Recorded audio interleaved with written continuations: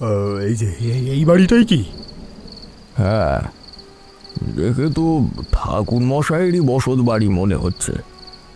তারা দরজায় গিয়ে বারবার কড়া নাড়ল। ঠাকুর মশাই, বাড়ি আছেন নাকি? একবারটি সারা দিন ঠাকুর মশাই, আমরা বড় বিপদে পড়ে এসেছি, দয়া করে একবার দেখা দিন আমাদের। বলি কেউ তো সাড়া দিচ্ছে না। বৃষ্টি তীব্র থেকে তীব্রতর হয়ে উঠল। বজ্রপাতের আলোয় মুহূর্তের জন্য আকাশ ফেটে যাচ্ছিল। নিরুপায় হয়ে সবাই সিঁড়ির ওপর আশ্রয় নিল। ঠিক তখনই হঠাৎ সিঁড়ির সামনে এসে হাজির হলো এক প্রৌঢ় ব্যক্তি। অদ্ভুত দৃষ্টি, কাঁধে ঝরে পড়া সাদা চুল, গভীর চোখ যেন অন্তর ভেদ করে ফেলে। মুখে কোনো অভিব্যক্তি নেই।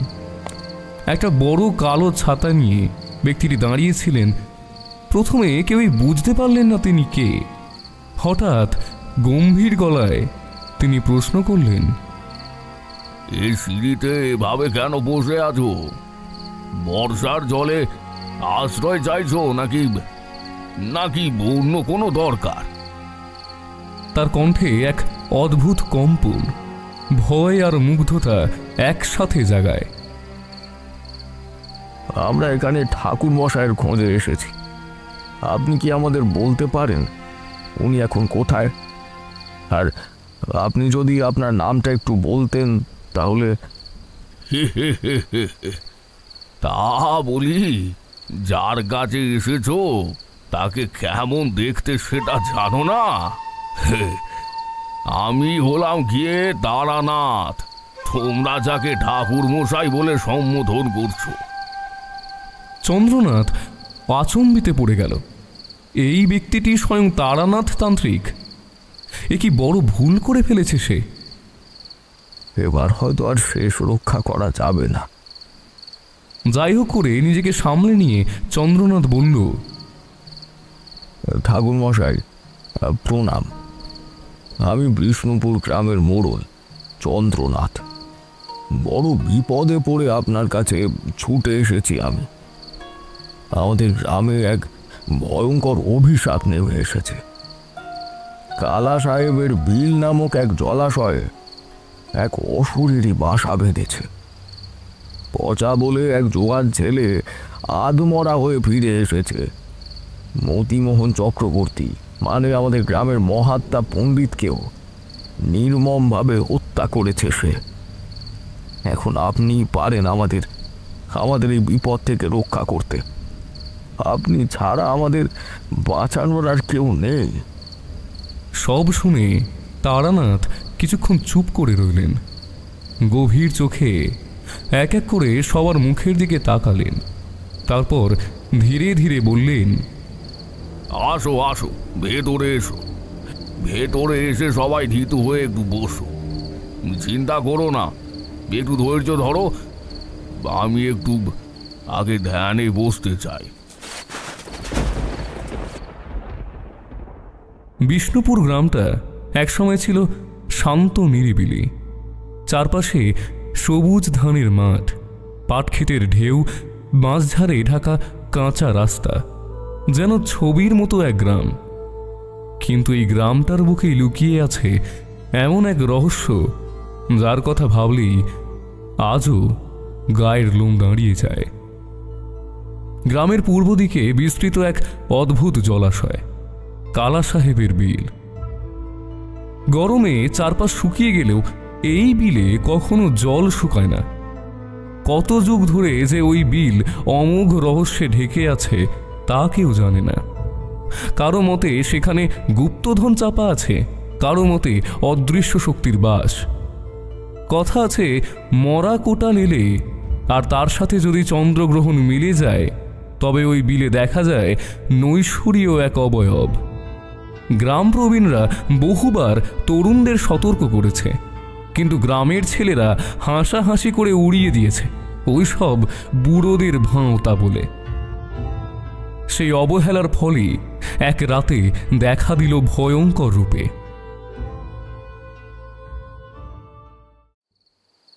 সেদিন শরৎকালীন সন্ধ্যা। মাঠ থেকে কাজ সেরে ফিরছিল গ্রামবাসীরা। কুয়াশা ধীরে ধীরে নেমে আসছিল। আকাশে আধখানা চাঁদ মেঘের ফাঁকে ফাঁকে লুকোচুরি খেলছিল। মাঝে মাঝে শোনা যাচ্ছে পেঁচার ডাক। এমন পরিবেশটা আরও বেশি থমথমে করে দিচ্ছিল ঝিঝি পোকার আওয়াজ। সবচেয়ে পিছনে হাঁটছিল পচা, বয়সে তরুণ কিন্তু রুক্ষ স্বভাবের ছেলে।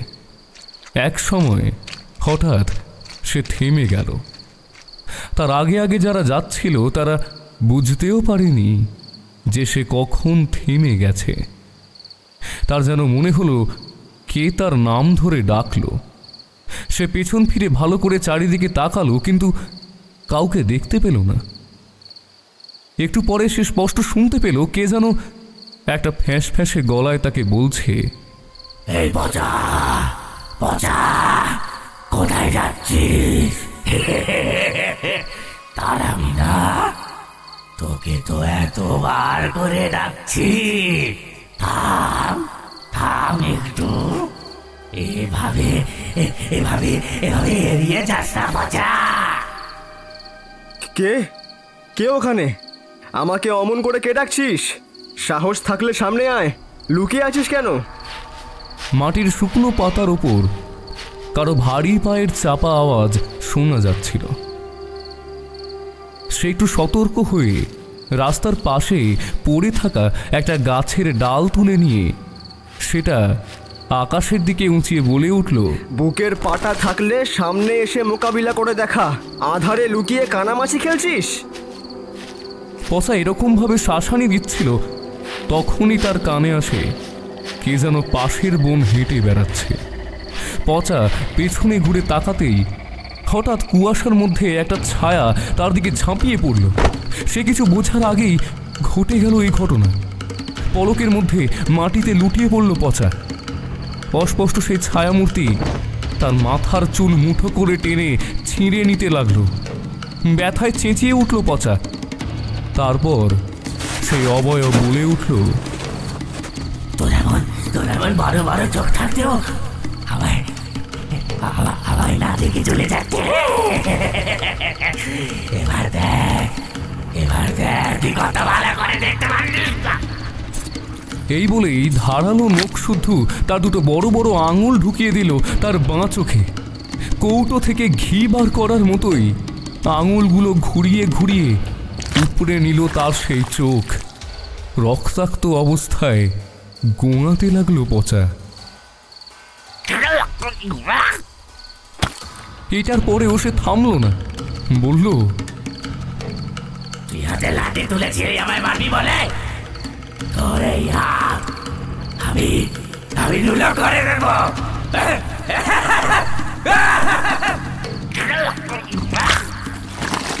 হিংস্র পশুর মতো আওয়াজ করে সে দাঁত বসিয়ে দিল তার কাঁধে। তারপর মরমর করে শব্দ উঠল। তার হাড়গুলো গুঁড়িয়ে দিয়ে সে ছিঁড়ে ফেলল তার ডান কাঁধ। মাংস ছিঁড়ে খসে পড়তে লাগলো মাটিতে। গল গল করে ঝরতে লাগলো রক্তের ধারা। কে আছো? কে আছো? বাঁচাও! কে কোথায় আছো? বাঁচাও আমায়! বাঁচাও! কে আছো? তার চোখের সামনে পড়ে থাকা তার তাজা গরম রক্তগুলো কিসকিসে জিভ দিয়ে চেটে চেটে খেতে লাগলো সেই অমানবিক ছায়ামূর্তি। পচার এই ভয়ার্ত চিৎকারে সামনের দিক থেকে দৌড়ে এলো আরো কয়েকজন গ্রামবাসী, রঘু, ভোলা আর শিবনাথ। কি হয়েছে রে পচা? এরকম চিৎকার করতেছিস কেন? কিন্তু তারা পৌঁছানোর আগেই সেই ছায়াটা পচাকে ছেড়ে হঠাৎ তাদের দিকেই ঢের। অন্ধকারে শুধু ধূপধাপ শব্দ। সেই ঠান্ডা রাতে শুধু আর্তচিৎকার আর টাটকা রক্তের গন্ধ ছড়িয়ে পড়ল মাটিতে। কিছুক্ষণের মধ্যেই মাঠ ভরে উঠল অদ্ভুত নিস্তব্ধতায়। শুধু হাহাকার আর ভয়ের শীতল হাওয়া বইতে লাগলো। সেই পিশাচ যখন রঘুর মৃতদেহটা মজা নিয়ে নিয়ে অদ্ভুত খিনখিনে হাসি হাসতে হাসতে খাচ্ছিল, তখন সেই ফাঁকে কোনো মতে পালাতে শুরু করলো পচা। সে শুধু একবারই পিছন ফিরে তাকিয়েছিল। সেই একবার তাকানোতেই সে দেখল ভোলা আর শিবনাথ দুজনেই মারা গেছে। বিকৃতভাবে তাকিয়ে আছে শিবনাথের মৃতদেহ, আর ভোলার মুখ পুরো থেঁতো হয়ে গেছে। আর সেই নরকের শয়তানটার হাতে রয়েছে রঘুর ধর থেকে আলাদা করে নেওয়া মুন্ডু। সে সেই মাথাটা কামড়ে ভাঙার চেষ্টা করছিল তখন। এরপর পচা আর কিছু দেখেনি।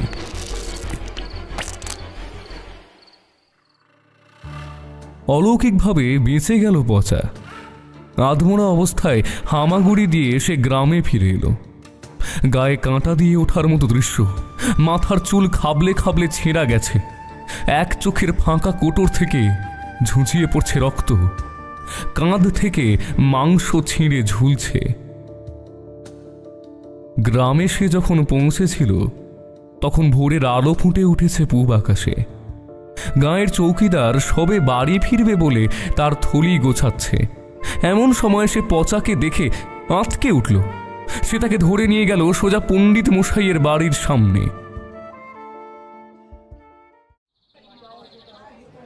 ভোরের বেলায় জমে গেল একরাশ ভিড়। তার এই অবস্থা দেখে কেউ কেউ সহ্য করতে না পেরে বমি করতে শুরু করেছিল। তখনই গোঙাতে গোঙাতে পচা বলল, ওই বিলে কিছু আছে, ওই বিলে কিছু আছে, বড় ভয়ঙ্কর কিছু আছে ওই বিলে। কি সাবধান সাবধান, ওখানে কেউ যেও না, সবাই এই গা ছেড়ে পালাও, এই গা ছেড়ে পালাও, সবাই পালাও। এই কথা বলেই জ্ঞান হারিয়ে অচেতন হয়ে পড়ল সে। ভাগ্য ভালো সেদিন পণ্ডিত মশাই তার চিকিৎসা করে তাকে বাঁচিয়ে তুলেছিলেন। কিন্তু তারপর থেকে সে আর বেরোতো না। ঘরেরই এক কোণে পড়ে থাকত। বেশি কারোর সাথে কথাও বলতো না। প্রথমে গ্রামবাসীরা বিশ্বাস করতে চাইল না, কিন্তু ভোলা, রঘু এবং শিবনাথকে 3 দিন ধরে খোঁজ করার পরে না পেয়ে সবাই একটু একটু ভয় পাওয়া শুরু করেছিল। এমন সময় কিছু মাতব্বর সাহস দেওয়ার জন্য বলতে শুরু করলো,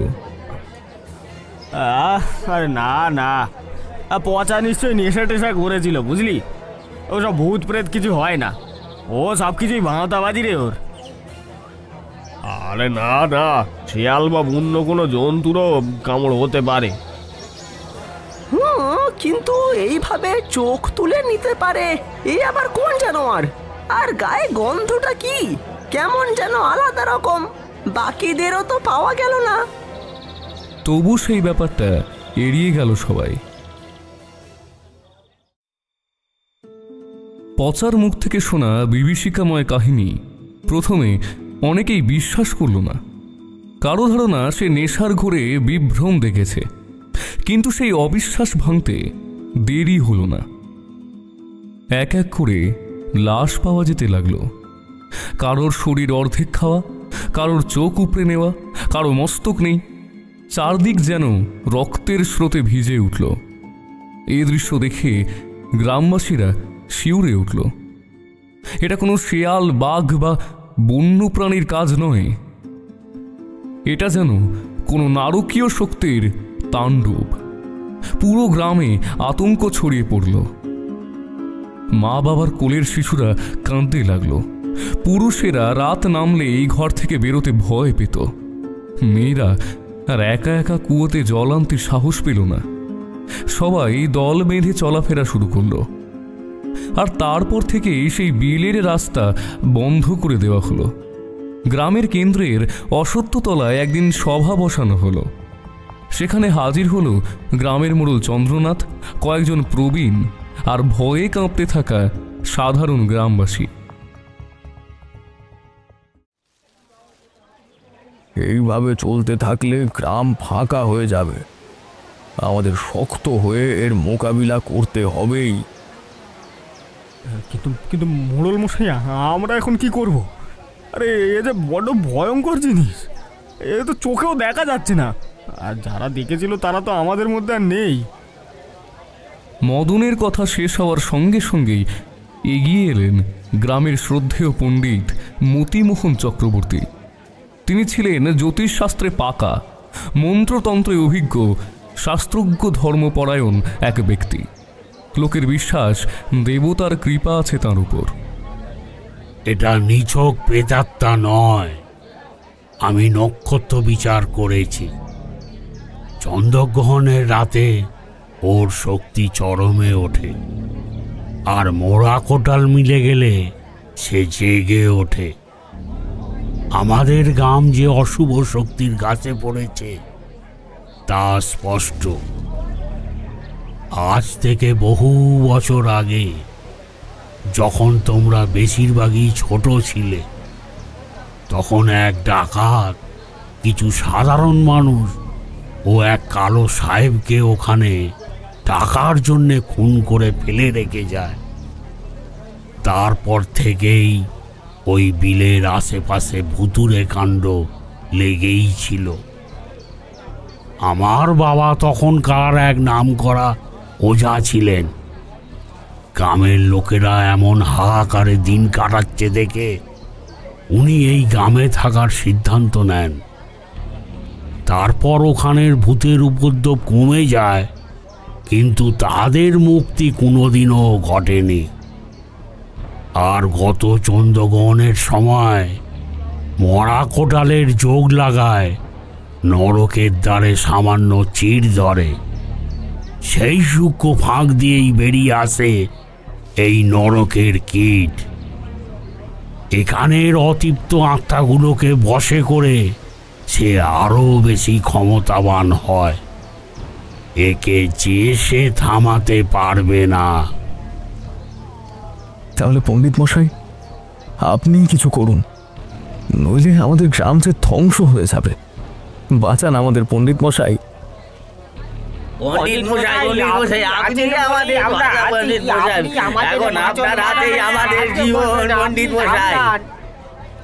সেই বৈঠকে সিদ্ধান্ত হলো পূর্ণ শিষ্য আর ভক্তদের নিয়ে মতিমোহন কালা সাহেবের বিলের ধারে মন্ত্রপাঠ করবেন। রাতেই সব আয়োজন শুরু হলো। প্রদীপ, ধূপ, শঙ্খ, ঘণ্টা সব একত্রিত করা হলো। সেদিন রাত নামল ভীষণ ভয়ার্ত পরিবেশ নিয়ে। হাওয়ায় কেমন এক গন্ধ, যেন পোড়া চুল আর রক্তের। চারদিক অস্বাভাবিক নীরব, শুধু দূরে দূরে শেয়ালের ডাক। একটা কোঠরে পেঁচা বসে মাঝে মাঝে ডাকছে পাশের শেওড়া গাছে। আজ যেন ঝিঝি পোকাগুলো নিজেদের প্রাণ বাঁচানোর জন্য চুপ করে আছে।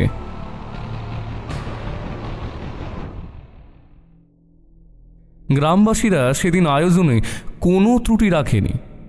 বিলের ধারে মাটি খুঁড়ে প্রদীপ বসানো হলো। কালো তিলের তেল গরম করে ঢাকা হয়েছিল অর্ধচন্দ্রাকৃতিতে সাজানো প্রদীপগুলোতে। পাশে রাখা আছে ধুনো, একটা ছোট্ট হোমকুণ্ড আর কিছু বেলকাঠ। ঘিয়ের পরিবর্তে ব্যবহার হবে সাদা তিলের তেল।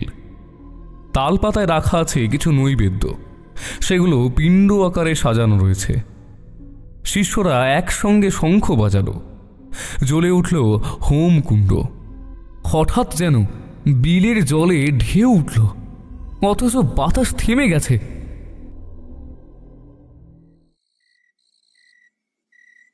দেখেছিস কার পদচিহ্ন পড়ছে, অথচ কেউ হাঁটছে না। পণ্ডিত মশাই, ও তো আমাদের মানে আমাদের ঘিরে ফেলছে না তো? হ্যাঁ। মতিমোহন চোখ বন্ধ করে মন্ত্র জপে চললেন। ঘণ্টার শব্দ মিলেমিশে কেমন অদ্ভুত কম্পন তুলছিল বাতাসে। কিন্তু মন্ত্র যতই উচ্চারিত হচ্ছিল ততই পরিবেশ ভারী হতে লাগলো। হঠাৎ দূরে জলে যেন এক কালো অবয়ব ভেসে উঠল, আবার মিলিয়ে গেল। শিষ্যরা আঁতকে উঠল। ওটা আমি স্পষ্ট দেখেছি, ওখানে কোনো মানুষ দাঁড়িয়েছিল, বিলের মাঝখানে দাঁড়িয়েছিল। চুপ করো, ভয় পেও না। ও তোমাদের ভক্তি ভঙ্গ করতে চাইছে। ওর শক্তি আছে, অসীম শক্তি, কিন্তু আমারও মন্ত্রবলের জোর আমি দেখাবো। এমন সময় পিছু হটতে নেই।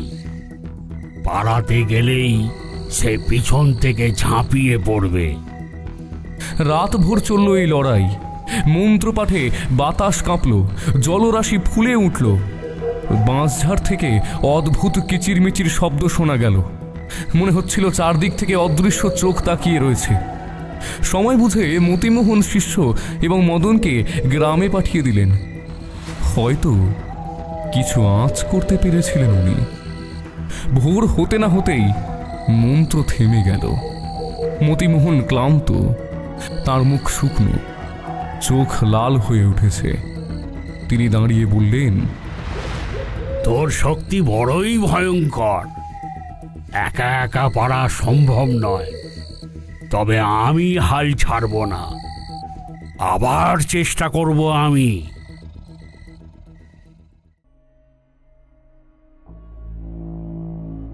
আগের দিন রাতে যে আশা নিয়ে সবাই বাড়ি ফিরেছিল, সেই আশা মনের মধ্যে নিয়ে সকলে দিনের আলোয় বাইরে বেরোলো। কিন্তু সেই আশাই ভেঙে গেল। ভোরের আলো ফোটার সাথে সাথে গোটা গ্রাম কেঁপে উঠল। আগের দিন মতিমোহন তাদের সবাইকে বলেছিলেন সকালে সবাই যেন অশ্বত্থ গাছের তলায় এসে হাজির হয়। ওনার মন্ত্রপাঠের খারাপ ভালো যাই পরিণতি হোক না কেন, সেটা ওখানেই দেখা যাবে। তাঁর কথা মতো সবাই অশ্বত্থ গাছের তলায় এসে জমা হয়েছে। মোড়ল চন্দ্রনাথও সেখানে দাঁড়িয়েছেন। কিন্তু সবার চোখের সামনে দেখা যাচ্ছে এক বিভৎস দৃশ্য। গ্রামের সবাই পরিষ্কার দিনের আলোর মধ্যেও শিউরে উঠল চোখের সামনের দৃশ্যটা দেখে। পাশে থাকা একটা পুরনো পলাশ গাছের ডালে ঝুলছে মতিমোহন চক্রবর্তীর কাটা মাথা, চোখ ফাঁকা, মুখ খোলা, যেন মৃত্যুর শেষ চিৎকার ঠোঁটে জমে আছে। গ্রামের নারী পুরুষ সবাই শিউরে উঠল। কেউ কাঁদল, আর কেউ চিৎকার করে মাটিতে লুটিয়ে পড়ল। এ তুমি কি করলে ভগবান? আমাদের শেষ সম্বল, শেষ বাঁচার আশাটাকেও কেড়ে নিলে কেন? আমাদের গ্রামে যে সে প্রেতাত্মার কুদৃষ্টি পড়েনি, এক ভয়ঙ্কর কোনো শক্তি। এখন সবাই বাড়ি যাও। আজ বিকেলে আমার কাছে কিছু মানুষ চেয়েও। এবার কি করা উচিত সেটা নিয়ে আলোচনা করতে হবে। আর হ্যাঁ, যাই হয়ে যাক না কেন, বিলের ধারে কেউ যাবে না। আর রইল পণ্ডিত মশাইয়ের সব দেহ, আমি নিশ্চিত সেটা আর নেই। আর তার এই মাথাই হচ্ছে প্রমাণ যে সেই শক্তি আমাদেরকে নিয়ে খেলা করছে। তাই এই মাথা এখন কেউ নামাবে না। কে জানে ওটা নামালে আবার কি বিপত্তি নেমে আসবে। ওনার শেষকৃত্যের ব্যবস্থা আমি কোনো না কোনোভাবে করবই। মতিমোহনের রক্তাক্ত মৃত্যু বিষ্ণুপুর গ্রামের বুক কাঁপিয়ে দিয়েছিল। অশ্বত্থতলায় সেই ভয়াবহ দৃশ্যের পর গ্রাম যেন অচল হয়ে পড়েছিল। কেউ রাতে ঘর থেকে বেরোয় না, কেউ খেতে পারে না, ঘুমোতে পারে না। কেবল ভয়ের কুয়াশায় আচ্ছন্ন দিন কাটছিল। গ্রামের মোড়ল চন্দ্রনাথ ছিলেন ধীর স্থির ও বিচক্ষণ মানুষ। বয়সে প্রৌঢ় হলেও চোখে ছিল দৃঢ়তার ঝলক। মতিমোহনের মৃত্যুর পর তিনি সভা ডাকলেন। মনোবল ভাঙতে দিলেন না কারো। সন্ধ্যার অন্ধকারে মোড়ল বাড়ির সামনে কুপির আলো জ্বলছে। চারপাশে ভিড় জমেছে। পুরুষ, নারী, বৃদ্ধ, যুবক সবাই আতঙ্কে গম্ভীর। গ্রামবাসীরা, এভাবে আর চলতে পারে না। যদি কিছু না করি তবে আমাদের গ্রাম ধ্বংস হয়ে যাবে। সন্তান, পরিবার কেউ বাঁচবে না। আমাদের বাইরে থেকে সাহায্য আনতেই হবে, এছাড়া আর কোনো উপায় নেই। কিন্তু মোড়ল মশাই, কে সাহায্য করবে বলুন তো? কোন মানুষ আছে যে এর মোকাবিলা করতে পারে? এটা তো সাধারণ প্রেত নয় মোড়ল মশাই। একে সামলানো কি কোনো মানুষের পক্ষে সম্ভব? এখন তো স্বয়ং ভগবানই পারেন আমাদের বাঁচাতে। গ্রামবাসীদের প্রশ্নে হাহাকার ভেসে উঠল। তখনই চন্দ্রনাথের মনে পড়ল তার এক পুরনো বন্ধু সূর্যকান্তের কথা। সে পাশের গ্রামেরই মোড়ল, গ্রামবাসী হলেও অভিজ্ঞতায় চন্দ্রনাথের থেকে সে অনেক বড়। এক সময় তার স্ত্রী যখন ছোট ছিল তখন নাকি এক কাপালিক তার স্ত্রীকে ভৈরবী করবে বলে চেয়েছিল, কিন্তু তার উদ্দেশ্য ছিল অন্য কিছুই। সে মেয়েটিকে বলি দিয়ে বেতাল সাধনা করতে চেয়েছিল। স্বভাবতই সেই মেয়েটির বাড়ির লোক রাজি হয়নি, সেই জন্য কাপালিক তার উপর এক অভিশাপ দেয়।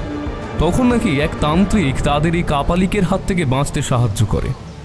চন্দ্রনাথের মাথায় এখন শুধু চলছে সূর্যকান্তের কাছে গিয়ে এই তান্ত্রিকের খোঁজ করা, এবং যদি কোনো সাহায্য পাওয়া যায় তাহলে সে তার গ্রামকে বাঁচাতে পারে।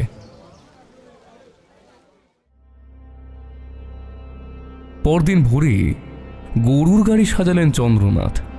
গ্রামের লোকেরা তাকে বিদায় জানালো ভয় আর আশা নিয়ে। কুয়াশায় ভিজে থাকা পথ পেরিয়ে তিনি পৌঁছলেন সূর্যকান্তের গ্রামে। সেখানে পৌঁছতে পৌঁছতে তার দুপুর গড়িয়ে বিকেল হয়ে গিয়েছিল। সূর্যকান্ত ছিলেন শান্ত স্বভাবের মানুষ, কিন্তু চোখে ছিল গোপন বিষাদের ছাপ। চন্দ্রনাথ সবটা তাকে খুলে বললেন। সেই অশুভ শক্তির আক্রমণ, মতিমোহনের মৃত্যু আর গ্রামের হাহাকার, তার অসহায়তা স্পষ্ট বোঝা যাচ্ছিল। সব শোনার পর কিছুক্ষণ চুপ করে রইলেন সূর্যকান্ত। তারপর দীর্ঘ নিঃশ্বাস ফেলে বললেন,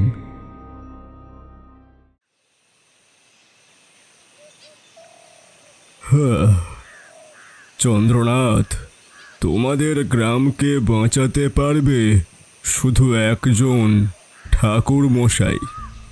এককালে আমার বউকেও সে বিপদের হাত থেকে রক্ষা করেছিলেন। উনি একজন বিজ্ঞ সাধক, ওনার ক্ষমতার দৌড় অনেক। ওনার নাম তারানাথ। সবাই ওনাকে তারানাথ তান্ত্রিক বলেই ডাকেন। চন্দ্রনাথ বিস্ময়ে তাকালেন। তারানাথ, ওনার নামের মধ্যে একটা নিজস্ব ভারিত্ব আছে ঠিকই, কিন্তু আমাদের শিয়রে নিত্যকারী এই বিপদকে কি উনি ঠেকাতে পারবেন? সূর্যকান্ত ধীরে ধীরে বলতে লাগলেন তার অতীতের কথা। অনেক বছর আগে এক কাপালিক তান্ত্রিক আমার শ্বশুর মশাইয়ের পরিবারকে গ্রাস করতে চেয়েছিল। আমার স্ত্রী তখন অল্প বয়সী, আর ওই কাপালিক তাকে ভৈরবী বানাবে বলে চাইতে এসেছিল। কিন্তু তার আসল উদ্দেশ্য ছিল শয়তানের কাছে বলি দিয়ে বেতাল সাধনা করা।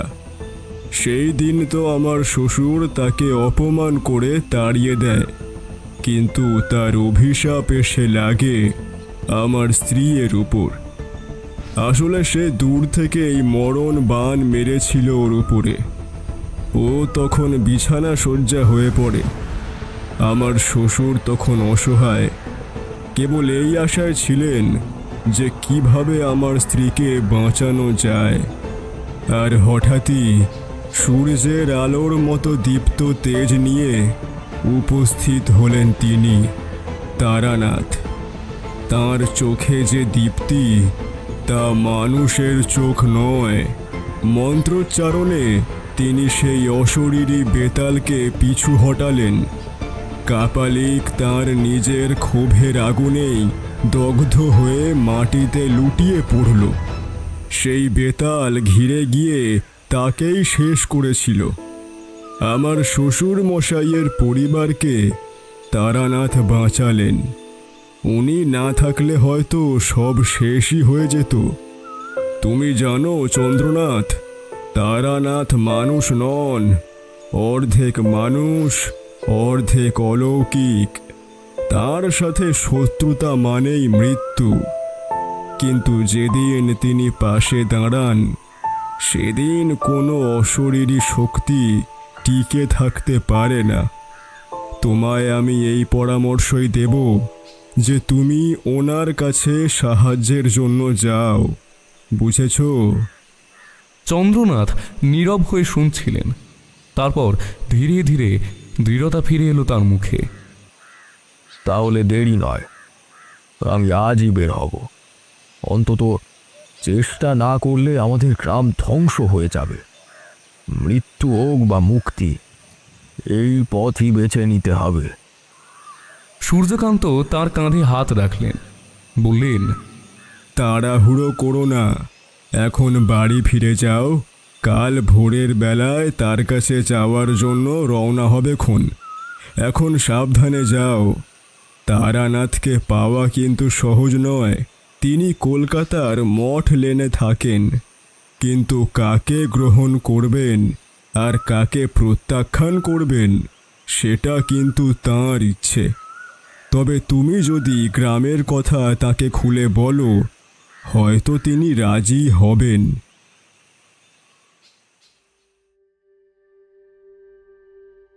সূর্যকান্তের কাছ থেকে একটা মুক্তির রাস্তার কথা জানতে পেরে সেদিন চন্দ্রনাথ গ্রামে ফিরে এলো। বাড়ি ফিরে রাতের বেলা একটা বৈঠক বসিয়ে সেখানে তারানাথ তান্ত্রিকের কথা সবাইকে খুলে বলল যে গ্রামবাসী যেন বাঁচার এক নতুন আশা খুঁজে পেল। পরদিন ভোরে চন্দ্রনাথ রওনা হলেন। তার সাথে গেল 15-20 জন লোক, সাহসী যুবকেরা। গন্তব্য কলকাতার মঠ লেন, যেখানে থাকেন তাদের শেষ ভরসা তারানাথ তান্ত্রিক।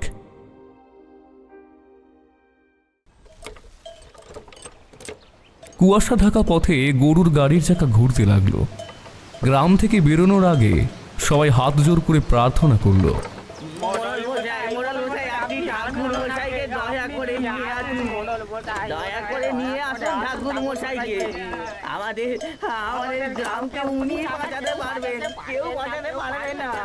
পথে চলতে চলতে সবার বুক কেঁপে উঠছিল। মাঝে মাঝে শোনা যাচ্ছিল শেয়ালের ডাক, তাতে মিশেছিল সেই প্রেতাত্মার হাহাকার। কেউ কেউ মনে মনে নাম জপছিলেন। সময় যে কিভাবে বেরিয়ে যাচ্ছিল তার কোনো খেয়াল ছিল না কারোর। দুপুরের পর থেকেই আকাশ অন্ধকার হতে লাগলো। মেঘ জমতে শুরু করলো দক্ষিণ আকাশে। নিমেষের মধ্যে সেটা ছেয়ে দিল গোটা আকাশ। বিদ্যুৎ গর্জে উঠল রাগে উন্মত্ত হয়ে। বাতাস কেমন শীতল ঘূর্ণি হয়ে উঠল। ওই দেখতে পাচ্ছিস? ওরে রাধানাথ, দেখছিস? সামনে রাস্তার মাঝখানেই কেউ দাঁড়িয়ে আছে রে, দেখ। সবার চোখে পড়তেই দেখা গেল ঝাপসা এক ছায়া ধীরে ধীরে হেঁটে যাচ্ছিল, কিন্তু কাছে গেলে মিলিয়ে গেল অদৃশ্যের মতো। ভয় পেও না, এইসব প্রেত ছায়া আমাদের লক্ষ্য থেকে সরাতে চাইছে। নিজেদের আসল উদ্দেশ্য মাথায় রেখে এগিয়ে চলো। সবাইকে এখন শুধু এগিয়ে যেতে হবে। মোড়ল মশাই, এ যা আকাশের অবস্থা দেখছি, ঠিক সময়ের মধ্যে পৌঁছাতে পারবো তো? সময়ের মধ্যে পৌঁছাতে না পারলেও অসুবিধে নেই, আমাদের মঠ লেনে পৌঁছাতেই হবে।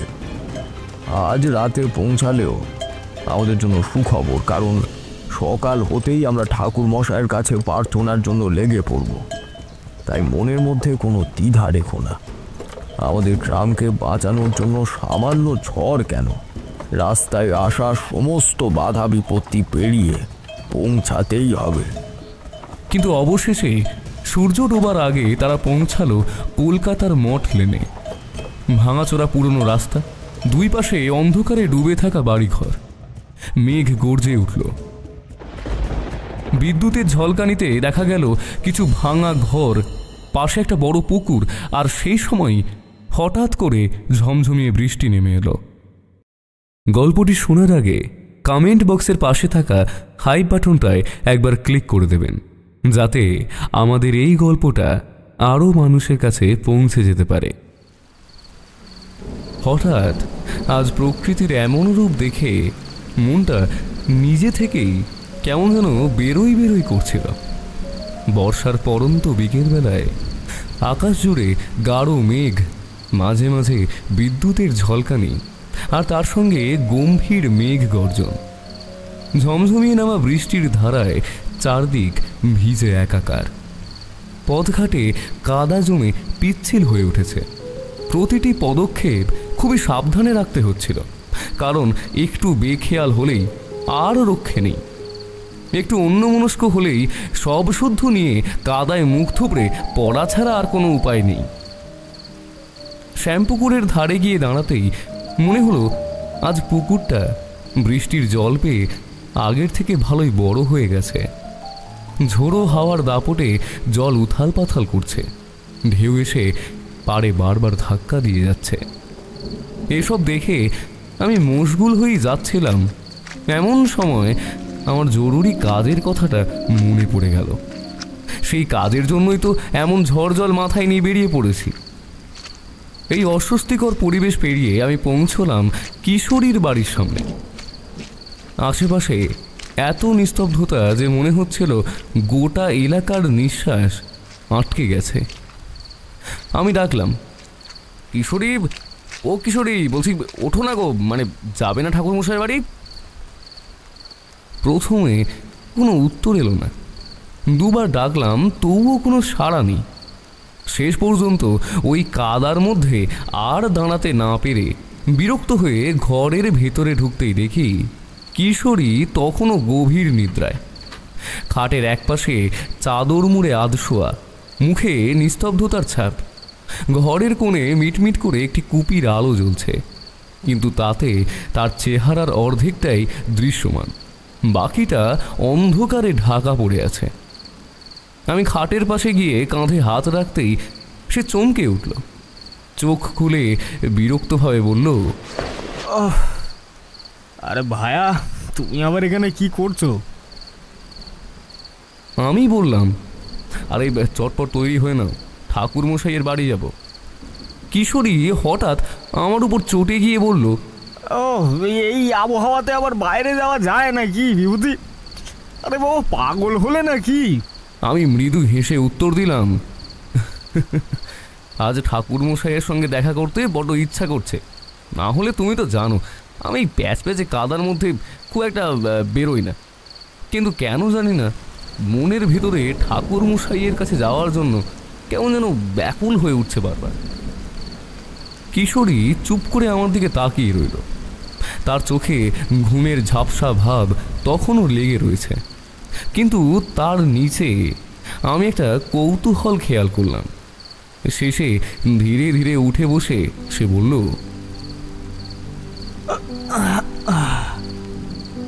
না ঠিক আছে, তোমার যে কালে এতই যাওয়ার ইচ্ছা তবে চলো। এই কিন্তু কেন জানি না আমার না আজকে ঠিক ভালো লাগছে না, কেমন অস্বস্তি হচ্ছে। তারপর আমরা দুজন ছাতা মাথায় দিয়ে ঘর থেকে বেরিয়ে এলাম। বৃষ্টি তখনও একটানা পড়ছে। রাস্তায় হাঁটার সময় জুতোর তলায় কাদা এমনভাবে লেপ্টে যাচ্ছিল যে বিরক্ত হয়ে কিশোরী বারবার বলে উঠছিল, আমি বাড়ি গেলাম, ভালো লাগছে না, আমি বাড়ি গেলাম। কানে ঝিঝি পোকার ডাক, কোথাও কোথাও ব্যাঙের ডাক, সব মিলিয়ে সন্ধ্যাটা বেশ মনোরম হয়ে উঠছিল। হাঁটতে হাঁটতে আমি বললাম, কিশোরী, এই বৃষ্টির দিনে হঠাৎই আমার আজকে যেন মনটা ওই ভূতের গল্প গল্প করে উঠছে। সে একবার আকাশের দিকে তাকিয়ে মৃদু স্বরে বলল, বুঝলে, প্রথমে একটু বিরক্ত হলেও কেন জানি না এখন আমার মনটাও একটু গল্প গল্পই করছে। আর তাছাড়া ঠাকুর মশাইয়ের বাড়িতে সত্যি বলতে অনেক দিন হয়ে গেল যাওয়াও হয়নি। তবে হ্যাঁ, যাওয়ার সময় মনে করে কিন্তু কিছু তেলে ভাজা আর পাসিংশোটা নিতে হবে কিন্তু। আমি আর কিশোরী ভেতরে ঢুকতেই যেন অন্য জগতে পা রাখলাম। আজ আর এই ঘরটা আগের সেই চেনা ঘরটার মতো নেই। ঘর ভরে আছে ধূপের গন্ধে, ম্লান প্রদীপের আলো ছায়ায় ঘরটা কেমন অচেনা এবং ভয়ার্ত হয়ে উঠেছিল। দেখে বিশ্বাস হচ্ছিল না যে এটা সেই ঘর যেখানে বসে আমরা আড্ডা দিতাম। দেখলাম তারানাথ মেঝেতে লাল আসন পেতে বসে আছেন, চোখ বুজে ধ্যানে ডুবে আছে তারানাথ। বাইরে তখন বৃষ্টির শব্দ আরো তীব্র হয়ে উঠল। বজ্রপাতের আলো এসে ঘরে উপস্থিত ব্যক্তিদের অদ্ভুত ছায়া তৈরি করছিল দেওয়ালে। আমাদের বুক ধুকপুক করছিল। বৃষ্টির দিনে একটা ভৌতিক কাহিনী শুনতে এসে এটা কি দেখছি আমরা?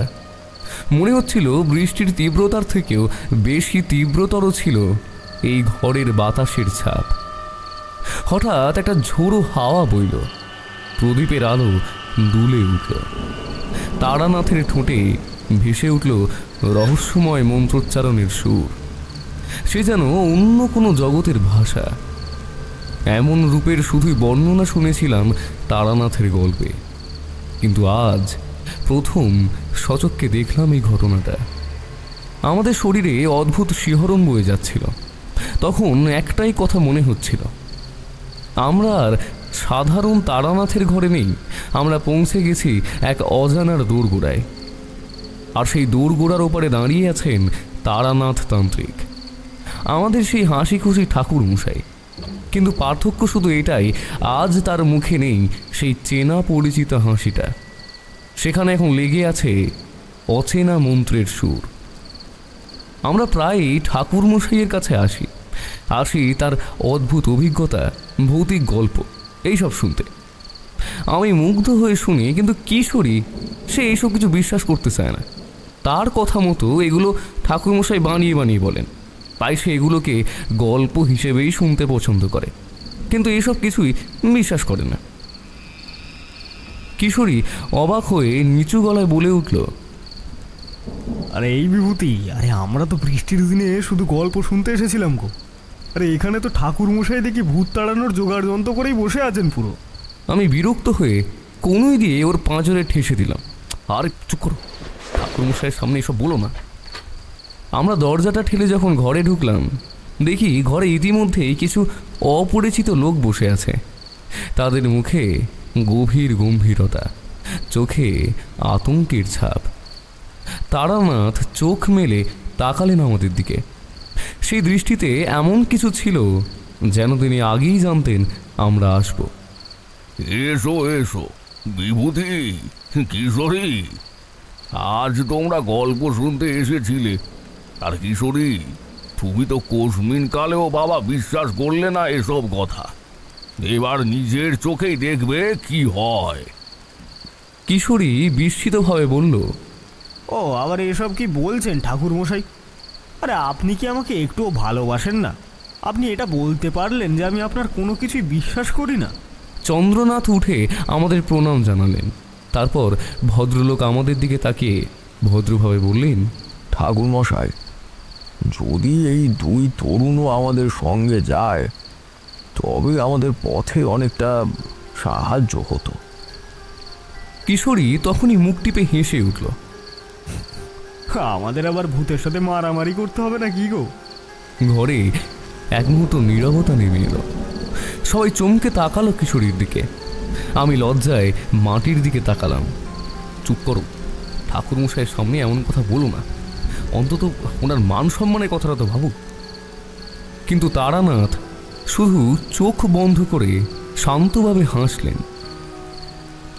সন্দেহ থাকুক, ভয়ও থাকুক, সবই প্রয়োজন। যাত্রায় শক্তি কেবল সাহসে নয়, মনের দ্বিধাতেও থাকে। কারণ দ্বিধা না থাকলে বিশ্বাসের জন্ম হয় না। তারানাথের এই কথাগুলো শুনে আমাদের শরীর কেঁপে উঠল।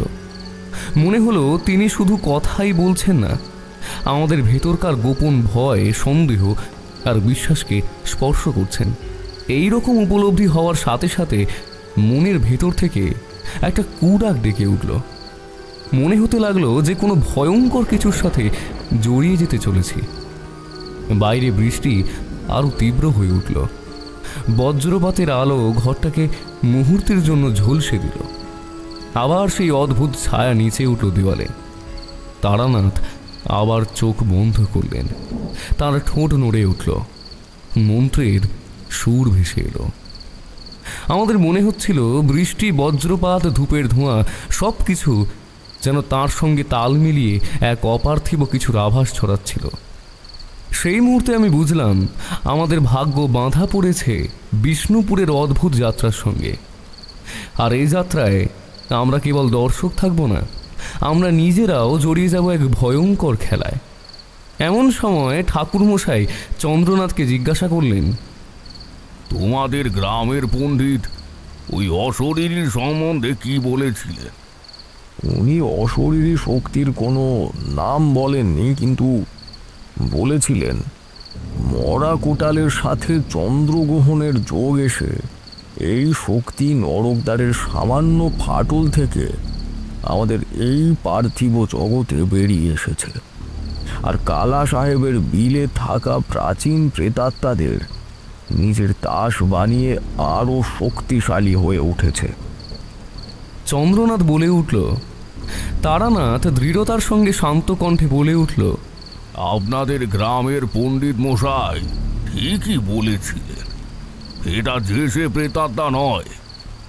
এমন নারকীয় শক্তির দেখা মেলা খুবই দুষ্কর। এমন দুরাত্মার দর্শন না মেলাই ভালো। কিন্তু যখন এরা আসে, এদের সাথে আসে মৃত্যু, অনাহার। গ্রামের পর গ্রাম হাহাকার করে শেষ হয়ে যায়। শাস্ত্র মতে এদের একটা নামে সম্বোধন করা যায়, কাল যক্ষ। এরা এমন লগ্নে শক্তি পায় যখন জলস্তর তার অবম পর্যায়ে গিয়ে ঢাকে, মানে মরা কোটালের সময়। তার ওপর চন্দ্রগ্রহণের সময় রাহু চন্দ্র গ্রাস করলে পাতাল দ্বারের রক্ষাকারী শক্তি দুর্বল হয়ে যায়। এমন সময় কোনো অভিশপ্ত জলাশয় থেকে ইহলোকে মুক্তি লাভ করে এই শক্তি, আর যেই জলে বাসা বাঁধে আর সেখানেই ডুবিয়ে মারে এর শিকারদের। নিজের অস্তিত্বের জানান দেওয়ার জন্য এরা নিজেদের শিকারের খণ্ড বিখণ্ড হওয়া শরীর চিহ্ন রূপে পিছনে ফেলে রেখে যায়। এরা ভয়ঙ্কর পরিমাণে সাংঘাতিক হওয়ার সাথে সাথে খুবই তীক্ষ্ণ বুদ্ধি সম্পন্ন হয়। সাধারণ কোনো প্রকৃত আত্মার মতো নিজের মনুষ্যত্ব হারিয়ে ক্রোধে উন্মত্ত হয়ে চারিদিকে ঘুরে বেড়ায় না এরা। এরা মানুষের ত্রাস, হাহাকার, কান্না এবং মৃত্যু ভয়কে নিজের শক্তি বাড়ানোর জন্য ব্যবহার করে। তাই একে যত দ্রুত সম্ভব আবার পাতালে বেরাতে হবে। এতক্ষণ সবকিছু শান্ত হয়ে শুনছিল চন্দ্রনাথ, কিন্তু এবারে আর থাকতে না পেরে ব্যাকুল হয়ে বলে উঠল, কিন্তু ঠাকুর মশাই, একে আমরা ফেরত পাঠাবো কি করে? তারানাথ শান্ত এবং দৃঢ়ভাবে বললেন, দেখো, আমি এটা বলবো না যে আমি শক্তি বা তন্ত্রমন্ত্রে এটাকে হারাতে পারবো না, কিন্তু আসল কথা হচ্ছে যৌবনকালের মতো শক্তি এখন আমার নেই। মধুসুন্দরীর আশীর্বাদ ছিল আমার উপর। তার কথা মতো আমি যতদিন সন্ন্যাস জীবনে ছিলাম, আমার উপরে তার আশীর্বাদ সর্বদাই বজায় ছিল। কিন্তু আমি সংসারে গৃহী হওয়ার পর থেকে তার আশীর্বাদের শক্তি ও প্রভাব অনেক কমে গেছে। বলতে পারো, এই আশীর্বাদের শক্তি শুধু আমায় অশরীরী অপদেবতাদের হাত থেকে বাঁচার একটা সুযোগ করে দেয়। আমি যে কোনো অপার্থিব জিনিস থেকে একটা আভা পাই, এবং এটাই আমাকে বাঁচতে সাহায্য করে। কিন্তু তোমাদের গ্রামের এমন অবস্থা, আমি তো সেটা শুনে নাও বলতে পারছি না। ও, তাড়াহুড়োয় তো একটা কথা জিজ্ঞাসাই করা হয়নি, তোমাদের আমার খোঁজ কে দিল? এমন সময়ে কিশোরী হঠাৎ করে বলে উঠল, এটা তো ঠিক কথা ঠাকুর মশাই, অনেকদিনই তো হলো আপনার পশারও কমে গেছে আগের থেকে। তারানাথ একটু কেশে নিয়ে বলল,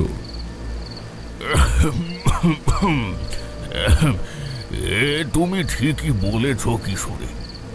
বহুদিন হলো আমার যোগাযোগ তেমন আর নেই বাইরের জগতের সাথে। সে যাই হোক, চন্দ্রনাথ বাবু, আপনি বলুন, আপনি আমার খোঁজ পেলেন কি করে? আগে ঠাকুর মশাই, আমাদের পাশের গ্রামে এক মোড়ল আছে, তার নাম সূর্যকান্ত। সেই আমাকে আপনার খোঁজ দিয়েছে। আপনি হয়তো সূর্যকান্তকে সরাসরি চেনেন না, কিন্তু তার স্ত্রীকে আপনি খুব ছোটবেলায় এক কাপালিকের হাত থেকে বাঁচিয়েছিলেন। মেয়েটির বাবার নাম ছিল মাধব। উনি এখন আর নেই, কিন্তু ওনার মেয়ে এখন সূর্যকান্তের বাড়ির বউ। তাই সূর্যকান্ত তার স্ত্রীর মুখে আপনার অনেক নাম শুনেছে। সূর্যকান্ত আমার ভালো বন্ধু হওয়ার দরুন সেই আমাকে আপনার কথা জানায়। তাই আমি আমার গ্রামকে বাঁচানোর তাগিদে ভোর ভোর বেরিয়ে আপনার কাছে ছুটে আসি। তারানাথ হালকা দুলতে দুলতে বলে উঠল, তা বেশ, আমি নয় তোমাদের সাথে যাব, কিন্তু তোমাদের গ্রামের যা ছায়া পড়েছে সে খুবই ভয়ঙ্কর এক জিনিস। আমি এই কিশোরী আর বিভূতিকে সে বিপদে ফেলতে পারবো না। ঠাকুরমশাই, আপনি কি আমাদের এতটাই পর ভাবেন? আপনার যে দিন দিন বয়সটা বাড়ছে সেটা তো আমরা স্পষ্টই দেখতে পাচ্ছি ঠাকুরমশাই। তার ওপরে ওনাদের গ্রামটা নিশ্চয়ই অনেকটা দূরেই, কারণ ওনারা ভোরবেলা বেরিয়ে এই সন্ধ্যার সময় আপনার কাছে এসেছেন। তাই আপনাকে একা ছাড়তে পারবো না আমরা। চারির প্রতি তো আমাদেরও কোনো একটা দায়িত্ব রয়েছে নাকি? এই যাত্রাপথে কিংবা গ্রামে গিয়ে যদি আপনার কিছু হয়, তখন তাকে মুখ দেখাবো কি করে?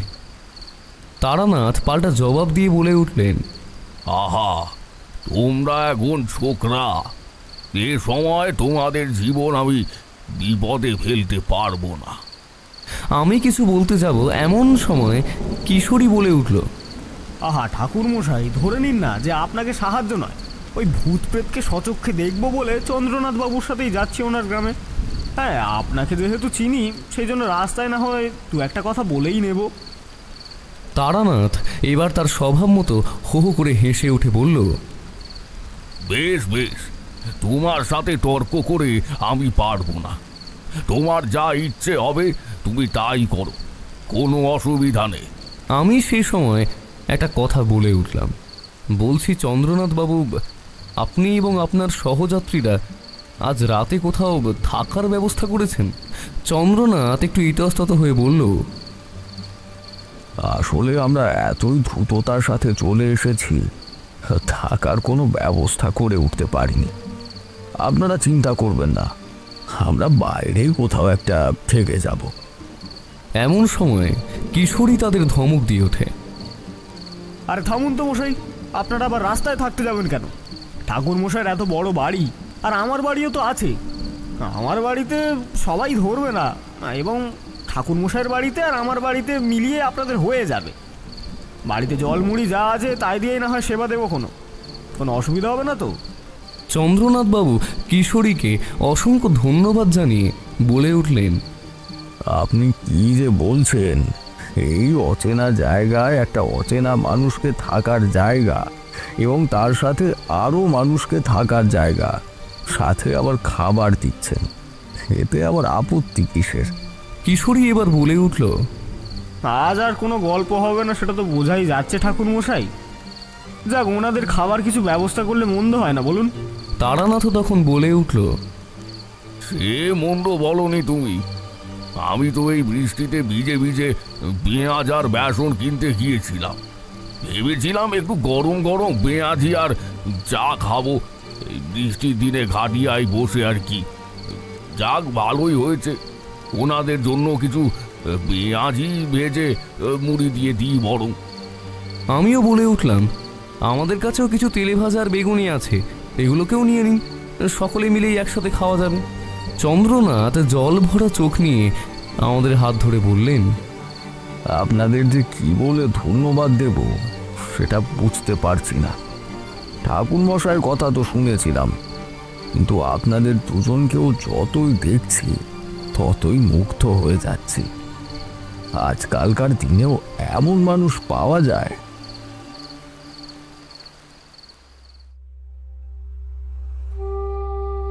এরপর চন্দ্রনাথ আর বাকি সবার খাবার ব্যবস্থা করে সবাইকে কিশোরী আর ঠাকুরমশাইয়ের বাড়িতে ভাগ করে থাকার ব্যবস্থা করে দেওয়া হলো। তখন সবার সাথে কথাবার্তা এবং গল্পের ছলে ভয়টা একটু তাদের মধ্যে কমলেও রাতটা কেটে গেল এক অদ্ভুত আতঙ্কে। তারানাথ তান্ত্রিক ধ্যানে বসেছিলেন। তার চারপাশে ধূপ ধোঁয়া, প্রদীপের আলো ছায়া, আর বাইরে ছিল ঝমঝম বৃষ্টির শব্দ। আমরা কেউই ঠিক করে ঘুমোতে পারিনি। চন্দ্রনাথ আর তার লোকেরা বসেছিল ঘরের এক কোণে। আমি আর কিশোরী মাদুরে শুয়ে শুয়ে ভাবছিলাম, সত্যি কি আমাদের সামনে অপেক্ষা করছে সেই অশরীরী শক্তি, যার ভয়ে পুরো গ্রাম থরথর করছে? ভোরের আলো ফুটতেই ঠাকুরমশাই চোখ মেললেন। তার মুখে অদ্ভুত শান্তি, যেন রাতের কোনো গোপন যুদ্ধ তিনি একাই লড়ে বিজয়ী হয়েছেন। সময় নষ্ট করা যাবে না, আজই রওনা দিতে হবে বিষ্ণুপুরের পথে। আমরা সকলে প্রস্তুত হতে লাগলাম। প্রথম খানিকটা আমাদের হেঁটেই পার হতে হলো। তারপর এক জায়গা থেকে গরুর গাড়ি ভাড়া করা হলো। চন্দ্রনাথ ভেবে চিনতে কয়েকজন লাঠিয়ালও সঙ্গে নিলেন। মাঠের লোক, শরীরের শক্তি, হাতে লম্বা বাঁশ। তারা আমাদের প্রথমেই সাবধান করে দিল, এখানে ডাকাতদের আনাগোনা লেগেই থাকে, তাই দূর থেকে কোনো মানুষ সাহায্য চাইলে বা দাঁড়াতে বললে গরুর গাড়ি যেন না থামে। তাদেরই মধ্যে একজন রামদুলাল, চোখে আগুনের মতো দৃষ্টি, সে কণ্ঠ নিচু করে বলল, বাবু, আপনারা চিন্তা করবেন না, আপনাদের কোনো ক্ষতি আমি হতে দেব না। কয়েক মাস আগে ডাকাতের হাতে আমার ভাই জানেন খুন হয়েছিল। আজ যদি সামনে পাই, আর রেহাই দেব না, একদম রেহাই দেব না। চোখে মুখে প্রতিশোধের আগুন জ্বলছিল। আমরা বুঝলাম এই যাত্রায় শুধু প্রেত অশরীরই ভয় নেই, জীবন্ত শত্রুর সঙ্গেও লড়াই আসবে। নিজেকে তাই মনে মনে সান্ত্বনা দিয়ে নিজের মনোবল বাড়ানোর চেষ্টা করতে লাগলাম। গরুর গাড়ি চলতে শুরু করলো। কিশোরী পাশে বসে মুচকি হাসল। দেখছো বিভূতি, ভূতের জন্য আবার এত আয়োজন, লাঠিয়াল, বাঁশ, কত গরুর গাড়ি, এ তো একেবারে যুদ্ধযাত্রা গো। আমি বিরক্ত হয়ে বললাম, তুমি ঠাট্টা করছো, কিন্তু ঠাকুরমশাইকে এইভাবে হেলাফেলা করো না। আমি জানি এর পেছনে কিছু না কিছু আছে। কাল থেকেই আমার মনটা কেন জানি না বড্ড কু গাইছে। যদি গুরুত্বপূর্ণ কিছু নাই বা হতো, তাহলে ঠাকুরমশাই আসছেন কেন? কিশোরী আমার কথা হেসে উড়িয়ে দেয়। গুনগুন করতে লাগলাম, কিন্তু আমার বুকের ভেতর অদ্ভুত শীতলতা জমে যাচ্ছিল। পথ ভালোই লম্বা, কখনো খোলা মাঠ, ধান ক্ষেতের সোঁদা গন্ধ এইসব ভেসে আসছে, আবার কখনো গভীর বনের ভেতর, যেখানে সূর্যের আলো মাটি ছুঁতে পারে না, পাখির ডাক মিলিয়ে গেছে, শুধু শেয়ালের হাহাকার আর ঝোপে অচেনা শব্দ। ঠাকুরমশাই গরুর গাড়ির এক কোণে বসে আছেন, চোখ বন্ধ। মনে হচ্ছে আমাদের চারপাশে কি ঘটছে সে সব কিছুই তিনি অনুভব করছেন, যেন এখানেও উনি ধ্যানে ডুবে আছেন। হঠাৎ কিশোরী তাকে জিজ্ঞাসা করল, বলি ঠাকুরমশাই, একটু ধূমপান করবেন নাকি? না, আসলে আপনাকে বড্ড চিন্তিত মনে হচ্ছে, তাই জন্যই জিজ্ঞাসা করলাম। তারানাথ ওর কথায় সায় দিয়ে বলে উঠল, বলছো সকলে, একটা দিতেই পারো, অনেকটা পথ হয়ে গেল, দাও একটা, একটু মনটা শান্ত করি। পথে যেতে যেতে তারানাথ বেশ কিছু সিগারেট ধরালেন এবং নিমেষের মধ্যে ধোঁয়ায় ভরিয়ে দিলেন চারিদিকের পরিবেশ। এমন সময় কিশোরী ঠাট্টা করে বলে উঠল, ঠাকুরমশাই, একটু সামলে খাবেন কিন্তু, কারণ পাসিং শোয়ের ওই একটাই প্যাকেট রয়েছে। কারণ কাল রাতে বৃষ্টির জন্য আপনার কাছে ওটাই নিয়ে এসেছিলাম, আর ভোরবেলা বেরোনোর সময় কোনো দোকান খোলা ছিল না, তাই ওই একটাই রয়েছে। এটা শেষ হলে কিন্তু আপনারই সমস্যা। তারানাথ কিঞ্চিত ভেবে বলে উঠল, ঠিকই বলেছ, বয়সটাও বাড়ছে, থাক, এত ঘন ঘন আর ধূমপান করবো না। নাও, এই প্যাকেটটা তোমার কাছেই রেখে দিতে পারো। বিকেলের দিকে আমরা পৌঁছলাম এক নির্জন জায়গায়। দুপাশে ঘন ঝোপ, মাঝখান দিয়ে সরু রাস্তা। ঠিক তখনই সামনে পথ আটকে দাঁড়ালো একদল মানুষ, হাতে দা, কাস্তে আর তলোয়ার। ওরে বাবরে, এত দেখি শহরের পাখি রে, একটু ভালো করে দেখতো। আর দেখে তো মনে হচ্ছে জমিদারের পোশাক পরে আছে রে একজন। গরুর গাড়িতে নিশ্চয়ই ভালো মাল মশলা আছে। আর সব নামায় দে রে, নামায় দে, তাড়াতাড়ি গাড়িটা খালি কর। আর মাথায় রাখবি, একটারে আস্ত রাখবি না। কিশোরী হেসে উঠল। দেখলে বিভূতি, এসব ভূত টুত কিছু নয়, ডাকাতগুলোই হচ্ছে আসল বিপদ। আমার বুক কাঁপছিল। কি করব কি না করব কিছুই ভেবে উঠতে পারছিলাম না। লাঠিয়ালদের সব লাঠি ও হাতিয়ার গরুর গাড়িতে লোকানো ছিল, তাই ডাকাতরা কিছুই বুঝে উঠতে পারেনি। তারা আমাদের লুট করতে এগিয়ে আসছিল, কিন্তু তার আগেই লাঠিয়ালরা ঝাঁপিয়ে পড়ল। বাঁশের ঘা, কুস্তির চাল, লাঠি, মুহূর্তের মধ্যেই শুরু হলো লড়াই। লাঠিয়ালদের ভেতরে থাকা রাগ, জ্বালা, যন্ত্রণা যেন তারা সম্পূর্ণভাবে মিটিয়ে নিচ্ছিল। লাঠিয়ালদের প্রহারে ডাকাতরা একে একে মাটিতে লুটিয়ে পড়ল। ডাকাত সর্দার পালাতে চাইলে হঠাৎ তখন ঠাকুরমশাই চোখ খুললেন। ঠোঁট নড়ে উঠল, বেরোলো এক অদ্ভুত মন্ত্র। সেই শব্দ শুনে সর্দার মাটিতে গড়াগড়ি খেতে খেতে নিস্তেজ হয়ে গেল। এদের নিয়ে এবার কি করব ঠাকুরমশাই? রামদুলাল বলে উঠল যে ব্যাটাদের জুমপুরিতে পাঠাবে। আমি শিউরে উঠলাম। ডাকাত হলেও এমন অবলীলায় মানুষ খুন করবে? এমন সময় ঠাকুরমশাই বলে উঠলেন, এদের এখানে মেরো না, আমাদের সাথে গ্রামে নিয়ে চলো এদেরকে। একটা জরুরি কাজে ব্যবহার করতে হবে। আর হ্যাঁ রামদুলাল, তুমিও থেকো আমাদের সাথে, তোমার স্বাদ পূরণ হবে। তোমার ভাইকে মারার জন্য সব থেকে কঠিনতম শাস্তিটা এরা পাবে, তুমি চিন্তা করো না। কি বলছেন ঠাকুরমশাই? মানুষ মারবেন উনি? এটা তো ভয়ঙ্কর ব্যাপার। কিশোরী ঠোঁট উল্টে হাসল। এবার বুঝলে তো বিভূতি, এসব সব কিছুই ভণ্ডামি। আরে ভয় দেখিয়ে মানুষকে বশ করার চেষ্টা। আরে না হলে মানুষগুলোকে শেষ করার হলে এই জঙ্গলে না শেষ করে গোটা গ্রাম ভর্তি মানুষের সামনে নিয়ে গিয়ে কেউ মারে? কিশোরীর কথা শোনার পরেও ঠাকুরমশাইয়ের কণ্ঠে কোনো দ্বিধা ছিল না। শান্ত হও, যা করতে যাচ্ছি সেটা তোমাদের বোঝার বাইরে, না হলে তোমাদের গ্রাম বাঁচবে না। তাই যা করছি সেটা শুধু দেখে যাও। ডাকাতদের হাত ভালো করে বাঁধা হলো। তাদের চোখে মুখে আতঙ্ক জমাট বেঁধে আছে, চোখের পলক পর্যন্ত পড়ছে না। আমরা টেনে হিঁচড়ে নিয়ে চলেছি গরুর সঙ্গে তাদের। চন্দ্রনাথের আদেশ, গ্রামে পৌঁছানো অবধি কেউ যেন না কিছু করতে পারে। রাত ঘনিয়ে আসছে, আকাশে ফিকে চাঁদ, কিন্তু মেঘে ঢেকে আবার অন্ধকার।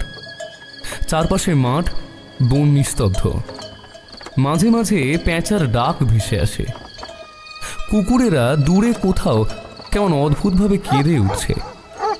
তারপরে হঠাৎই যেন থেমে যায়, যেন এতক্ষণ কিছুই হয়নি। আমরা যতই বিষ্ণুপুর গ্রামের কাছে পৌঁছাচ্ছি ততই বাতাসে এক অদ্ভুত শীতলতা নেমে আসছে। শরীর অস্বাভাবিকভাবে বারবার কেঁপে উঠছে। এমন ঠান্ডা তো শরৎকালে হওয়ার কথা নয়। কিশোরী মুখ বেঁকিয়ে ফিসফিস করে বলে, এসব আবার কি? হ্যাঁ, আরে বর্ষার জলের হাওয়াতে ঠান্ডা লাগছে, এগুলোকে আবার ভূতের ভেলকি ভাবা যায় নাকি? সামান্য ঠান্ডা হাওয়াতেই যত সব ভয় পেয়ে যাচ্ছে। কথা শেষ হতেই গাড়ির চাকা কাদায় আটকে গেল। গরুগুলো ছটফট করছে, যেন কোনো অদৃশ্য কিছু তাদের গায়ে হাত দিচ্ছে।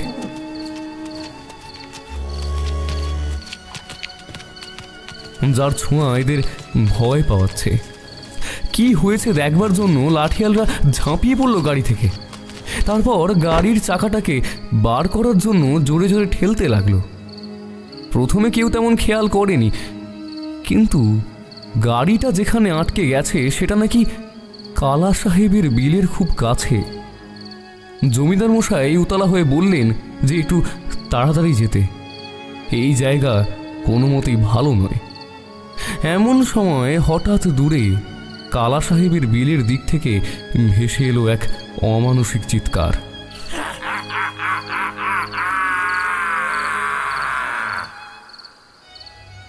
শব্দটা শুনে বুক কেঁপে উঠল। এটা কোনো সাধারণ মানুষের আওয়াজ হতে পারে না। কান্না, আর্তনাদ আর পশুর হুঙ্কার মিলেমিশে তৈরি হয়েছে ভয়ঙ্কর এক আওয়াজ। মনে হচ্ছিল সেই আওয়াজের জন্য আকাশ কেঁপে যাচ্ছে। গরুগুলো লাফিয়ে উঠল, বাঁধন ছিঁড়ে পালাতে চাইছে। লাঠিয়ালরা প্রাণপণ চেষ্টায় সামলাচ্ছে, অথচ তাদেরও হাত কাঁপছে। এই এই সেই বিলের ভূত। আমি বলেছিলাম না, আমি শুনেছিলাম যে এখানে অনেক মানুষের মৃতদেহ পড়েছিল। এই সময় সে নিজের মনোবল বাড়ানোর চেষ্টা করলো। তার চোখে আগুন, কিন্তু ভয়ও আছে। আমরা সবাই অবাক চোখে তাকিয়ে দেখছিলাম। বিলের অন্ধকার থেকে একটা ছায়ার মতো কিছু এগিয়ে আসছে আমাদের দিকে। প্রথমে 1, তারপর 2, তারপর 10, যেন তারপর আরো অনেক বেশি। আধা অস্পষ্ট, মানুষের মতো কিন্তু মানুষ নয়। চোখ নেই, মুখ নেই, শুধু ফাঁকা গহ্বর। তারা মাটির ওপর হেঁটে আসছে না, শূন্যে ভেসে আসছে। এক লাঠিয়াল ভয় পেয়ে চিৎকার করে দৌড় দিল। মুহূর্তে 3টে ছায়া ঝাঁপিয়ে পড়ল তার ঘাড়ে। সে হাওয়ায় দুলতে দুলতে নিস্তেজ হয়ে মাটিতে লুটিয়ে পড়ল। তার চিৎকার মিলিয়ে গেল শূন্যে। আমাদের শরীর কাঁপছিল। আমি কিশোরীর হাত শক্ত করে ধরলাম। ওর ঠোঁট শুকিয়ে গেছে, চোখে আতঙ্ক, যদিও মুখে কিছু বলল না। চন্দ্রনাথ হাঁপাতে হাঁপাতে চেঁচালেন, ঠাকুর মশাই, এবার কি হবে ঠাকুর মশাই? আপনি আপনি কিছু একটা করুন, না হলে কেউ আর বেঁচে ফিরবো না। তারানাথ এতক্ষণ গাড়ির ভেতরে স্থির বসেছিলেন, এবার ধীরে ধীরে দাঁড়িয়ে উঠলেন। তাঁর চোখে আগুনের মতো দীপ্তি, হাতে তাম্রপাত্র, আর ভেতরে জ্বলছে কালো ধূপ। ধোঁয়া পাক খেয়ে উঠছে আকাশের দিকে। তিনি মন্ত্রোচ্চারণ শুরু করলেন। ওং হ্রিং কালী কালী চণ্ডিকায় নমঃ। শব্দ যেন চারপাশ কাঁপিয়ে তুলল। বাতাস থমকে গেল। ছায়ামূর্তিগুলো কেঁপে উঠল। মন্ত্র যত জোরে উঠতে লাগলো, প্রেতাত্মারা তত পিছু হতে লাগলো। হাহাকার স্তব্ধ হলো। শুধু কালো ধোঁয়ার গন্ধ আর বজ্রপাতের আলোয় ভেসে ওঠা নিস্তব্ধতা। আমরা বিস্ময়ে তাকিয়ে রইলাম। এই প্রথম আমি দেখলাম মন্ত্র আর তাম্রপাত্রের শক্তি সত্যি কাজ করছে। কিশোরীর চোখেও ভয়। সে কিছু বলল না, কিন্তু তার আঙুল আমার হাত শক্ত করে চেপে ধরছিল। শেষ মন্ত্র উচ্চারণের পর ঠাকুর মশাই পাত্রটা মাটিতে রাখলেন। হঠাৎ চারদিক নিস্তব্ধ হয়ে গেল, যেন পৃথিবী থেমে গেছে। ঠাকুর মশাই, গ্রামে আসার আগে যদি এই দুর্দশা হয়, তাহলে অমাবস্যার রাতে কি হবে? তারানাথ শান্ত গলায় বললেন, যা হওয়ার সেই রাতে হবে। অশুভ শক্তির আসল রূপ তখনই প্রকাশ পাবে। কিন্তু ভয় পেও না, আমি আছি। আমরা আবার গরুর গাড়ি টেনে হিঁচড়ে চলা শুরু করলাম। ডাকাতরা বাঁধা পড়ে ভয়ে কাঁপছে। তাদের মুখে আতঙ্ক জমে আছে। তারা বুঝেছে তারা মানুষ হলেও এই যাত্রায় খেলনা মাত্র। বিষ্ণুপুরে পৌঁছানোর পর আমাদের সবার বুকের ভেতর কেমন যেন চাপা অস্বস্তি জমে উঠছিল। গ্রামটা যেন আর গ্রাম নেই, একেবারে মৃত জনপদ। মাটির সরু পথে হাঁটতে হাঁটতে চারদিকে চোখ বুলিয়ে দেখলাম দরজা জানালা সব বন্ধ। উঠোনে কেউ নেই। কুয়োয় দড়ি ঝুলছে, অথচ জল তুলছে না কেউ। শুধু দূরে কোথাও কোথাও ক্ষুধার্ত কুকুরের হাউমাউ ডাক আর অদ্ভুত এক শূন্যতার গন্ধ ভেসে আসছে বাতাসে। চন্দ্রনাথ মোড়ল মুখ গম্ভীর করে আমাদের তাঁর বাড়ির ভেতরে নিয়ে গেলেন। আমরা পৌঁছাতেই খবর ছড়িয়ে পড়ল তারানাথ ঠাকুর মশাই গ্রামে এসেছেন। সেই খবর শুনে গ্রামবাসীরা দল বেঁধে ছুটে এলো। তাদের মুখে স্পষ্ট ভয়ের ছাপ। এক বৃদ্ধ কাঁপা গলায় কেঁদে বললেন, ঠাকুর মশাই, আর কোনো ভরসা নেই। আমাদের গ্রামের পণ্ডিতকেও এই অশরীরীরা শেষ করেছে। এখন এখন আপনি শেষ ভরসা। তারানাথ শান্ত, নিশ্চুপ এবং গম্ভীর। তার চোখের ভেতর যেন কালো দীপ্তি, আর কণ্ঠে অদ্ভুত স্থিরতা। অমাবস্যার রাতে যজ্ঞ হবে, দেবীকে জাগাতে হবে, আর দেবীকে জাগানোর একটাই পথ, বলি।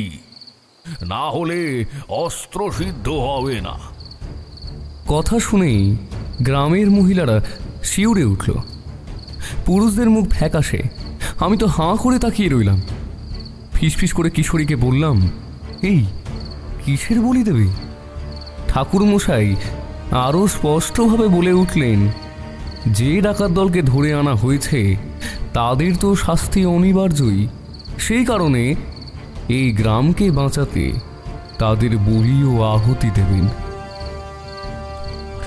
সব কি হচ্ছে বিভূতি? আমি তো আগে ভেবেছিলাম যে সব ভণ্ডামি, দেবতার নামে এসব অমানুষিকতা।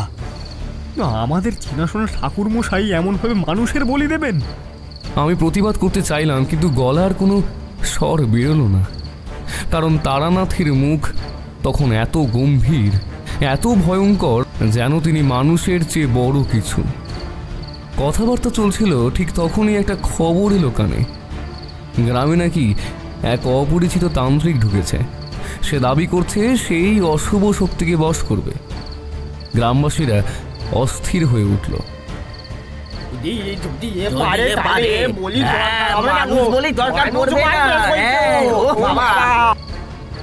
চন্দ্রনাথ অসন্তুষ্ট মুখে তাকালেন তারানাথের দিকে।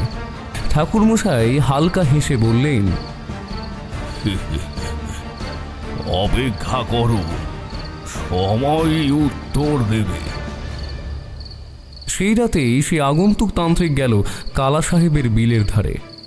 তার হাতে রুদ্রাক্ষের মালা, মুখে শ্মশানের ছাই। সে উচ্চস্বরে মন্ত্র পড়তে লাগলো। প্রথমে মনে হলো সত্যি যেন বাতাস স্তব্ধ হয়ে গেল। ছায়াগুলো পিছিয়ে যাচ্ছে, বিলে ঢেউ তুলছে। গ্রামবাসীরা দূর থেকে দেখে উল্লাসে চিৎকার করল। কিন্তু হঠাৎই কালো অন্ধকার কেঁপে উঠল। একটা তীব্র হাহাকার উঠল চারদিক থেকে। ঝড়ের মতো ছায়াগুলো ছুটে এলো। গ্রামবাসীরা তখন প্রাণ ভয়ে সেখান থেকে পালিয়ে এলো। কিছুক্ষণ পরে আবার সেই পুরানো নিস্তব্ধতা। ভোরবেলা লোকজন গিয়ে দেখে ভণ্ডতান্ত্রিকের দেহ নেই, শুধু তার চেরা মাথার ছিন্ন দেহাংশ ভেসে আছে বিলে। সেদিনের পর আর কেউ প্রশ্ন তুলল না। সবাই নত মুখে ঠাকুরমশাইয়ের পায়ে মাথা ঠেকালো। পরদিন থেকে শুরু হলো মহাযজ্ঞের আয়োজন। গ্রামের মাঝখানে পুরনো পলাশ গাছ দাঁড়িয়ে আছে। সেই গাছের গোড়ায় যেখানে মতিমোহনের কাটা মস্তক পাওয়া গিয়েছিল, তার কাটা মস্তক তখনও ঝুলছিল। সেই জায়গাকেই বেছে নিলেন তারানাথ। এখানেই শক্তির আসন, এখানেই দেবীকে জাগানো হবে, বললেন তিনি। আর চিন্তা করো না, তোমাদের পণ্ডিত মশাইয়ের মস্তকটা দেবীর কাছে সমর্পণ করে ওনাকেও মুক্তি দেব। গোটা গ্রাম জেগে উঠল প্রস্তুতিতে। মাটির মণ্ডপ গড়া হলো, চারিদিকে কালো কাপড় দিয়ে ঘেরা। মাটিতে গেঁথে রাখা হলো খড়ের মশাল। রাত নামলে যেন আগুনের আলোয় ঝলসে ওঠে চারদিক। বন্দি ডাকাতদের মধ্যে 6 জনকে আনা হলো। তাদের হাত পা বাঁধা, চোখে আতঙ্কের ছায়া।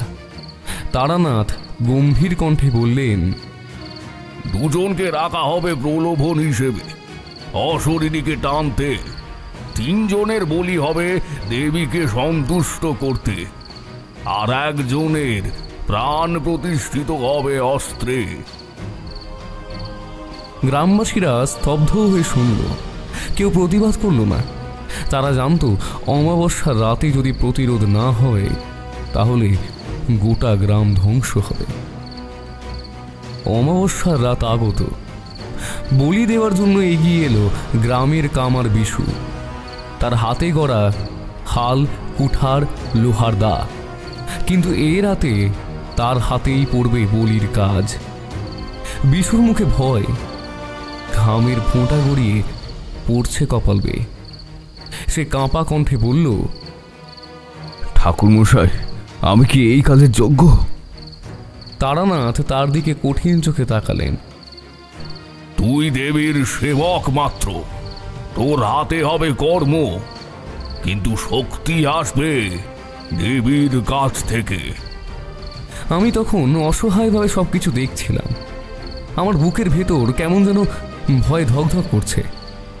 কিশোরী আমার কানের কাছে ফিসফিস করে বলল, এই অন্যায় মানুষ বলি কিভাবে দেবতা গ্রহণ করতে পারে? আরে ঠাকুর মশাইয়ের চোখে অন্ধবিশ্বাস ছাড়া আর কিচ্ছু নেই, আটকাও ওনাকে। আমি কোনো উত্তর দিতে পারলাম না। আমার মনে হচ্ছিল এসব হয়তো সত্যি প্রয়োজন, কারণ বিলের সেই হাহাকার, সেই প্রেতচ্ছায়া আমিও তো দেখেছি নিজের চোখে। কিন্তু মানুষ বলি আমার গা গুলিয়ে উঠছিল। তবুও ঠাকুরমশাইয়ের কঠিন গাম্ভীর্যের সামনে প্রতিবাদ করার সাহস হলো না। গ্রাম জুড়ে আতঙ্কের আবহাওয়া। সবাই জানে আজ এই অমাবস্যার রাতেই আসবে শেষ পরীক্ষা। তার আগে প্রস্তুত হয়েছে মঞ্চ, তৈরি আছে বলেই জাগানো হচ্ছে দেবী। আমি, কিশোরী আর চন্দ্রনাথ তিনজন দাঁড়িয়ে রইলাম নিঃশব্দে। শুধু মনে হচ্ছিল রাত যত ঘনিয়ে আসছে ততই যেন গ্রামের আকাশ ঢেকে যাচ্ছে অশুভ অন্ধকারে। এই চক্রবুহ থেকে বেঁচে বাড়ি ফিরতে পারলেই হলো। আকাশে একটুও তারা নেই, চাঁদের আলো নেই। মনে হচ্ছিল আকাশটা যেন গিলে নিয়েছে এক অদৃশ্য কালো মুখ। চারদিকে এমন স্তব্ধ যে নিঃশ্বাস নিলেও কানে লাগে। চারদিকে গাব তেলের প্রদীপ কাঁপছে বাতাসে। ধূপকাঠির ধোঁয়া যেন ঘন কুয়াশার মতো চারদিকে আস্তরণ তৈরি করছে। আমরা সবাই মাটিতে বসে আছি, বুক ধকধক করছে, আর প্রতিটি মুহূর্তে মনে হচ্ছে যেন অদৃশ্য কোনো চোখ আমাদের দেখছে। ঠাকুরমশাই সাদা আসনের ওপর বসলেন। তার সামনে তাম্রপাত্রে আগুন জ্বলছে, শিখার রং লালচে কালো। হাতে একটা অদ্ভুত লোহার খাপ ঢাকা তলোয়ার, যেটি আমরা আগে কখনো দেখিনি। মন্ত্রোচ্চারণ শুরু হলো। ওং ক্রিং কালী কালী চণ্ডিকায় নমঃ। শব্দ যেন আকাশ কাঁপিয়ে তুলছে। গাছের ডাল কেঁপে উঠছে, শুকনো পাতা ঝরে পড়ছে। চারদিকে পাখিরা হঠাৎ ছটফট করে উড়ে যাচ্ছে। গ্রামের লোকজন মাথা নিচু করে বসে আছে, যেন সাহস নেই ওপরে তাকাবার। প্রথম ডাকাতটিকে টেনে আনা হলো। তার চোখে আতঙ্ক, শরীর কাঁপছে, সে চিৎকার করছে। ও ভাই, আমার ছাড়ো গো, আমি নির্দোষ, আমি কিছু করিনি গো, আমি আর কোনোদিনও করবো না। আমার ছেড়ে দাও গো, আমি ছেড়ে দাও, আমি কিছু করবো না, আর কোনোদিনও করবো না, ছেড়ে দাও। গ্রামের কামার বিশুর হাতে বলির খাড়া। তার হাত কাঁপছে, কিন্তু ঠাকুরমশাইয়ের কঠিন দৃষ্টি তাকে থামতে দিল না। মুহূর্তের এক ঝলক আর লাহল রক্ত ছিটকে পড়ল যজ্ঞকুণ্ডে। আগুন হঠাৎ আরো উঁচু হয়ে জ্বলে উঠল, যেন সেই রক্ত শুষে হোমের আগুন আরো শক্তিশালী হয়ে উঠল। হঠাৎ করেই চারিদিকের অন্ধকার যেন আরো বেড়ে উঠল। কোথা থেকে কিছু নেই, হঠাৎ ঝোড়ো হাওয়া এসে আগুন নিভিয়ে দিতে চাইল। কিন্তু ঠাকুরমশাই বিশুকে থামার নির্দেশ দিলেন না। তিনি বললেন, যাই হয়ে যাক, বলিগুলো যেন সম্পন্ন হয়। দ্বিতীয় জন, তৃতীয় জন, এক এক করে তিনজনের বলি হলো। মাটিতে রক্তের স্রোত বয়ে গেল। ধূপের গন্ধের সঙ্গে মিশে গেল কাঁচা রক্তের গা গুলিয়ে ওঠা গন্ধ। আমাদের বুকের ভেতর থেকে হাহাকার ভেসে আসছিল, কিন্তু কেউ আওয়াজ করতে পারছিল না। কিশোরী চোখ বন্ধ করে ফিসফিস করে বলল, অমানবিকতা, সব অমানবিকতা। দেবতার নামে এসব খেলা চলছে, শুধু খেলা।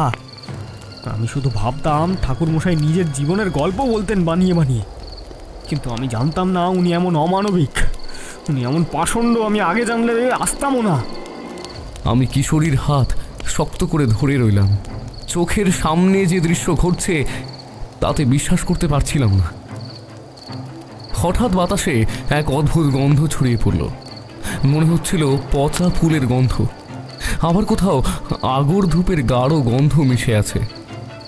চারদিক অন্ধকার হয়ে গেল, শুধু প্রদীপগুলো লালচে আলো ছড়াচ্ছিল। হঠাৎ শোনা গেল নারী কণ্ঠের অদ্ভুত কণ্ঠ। কেউ কাঁদছে, কেউ হাসছে, কেউ আবার ভীষণ চিৎকার করছে। মনে হচ্ছিল শত শত অচেনা নারীর আত্মা একসঙ্গে ডাক দিচ্ছে।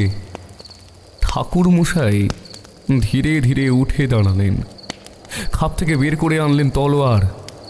এক ঝলক আলো ছুটে এলো চারদিকে। তলোয়ারটা যেন জীবন্ত হয়ে উঠল, শ্বাস নিচ্ছে, কাঁপছে।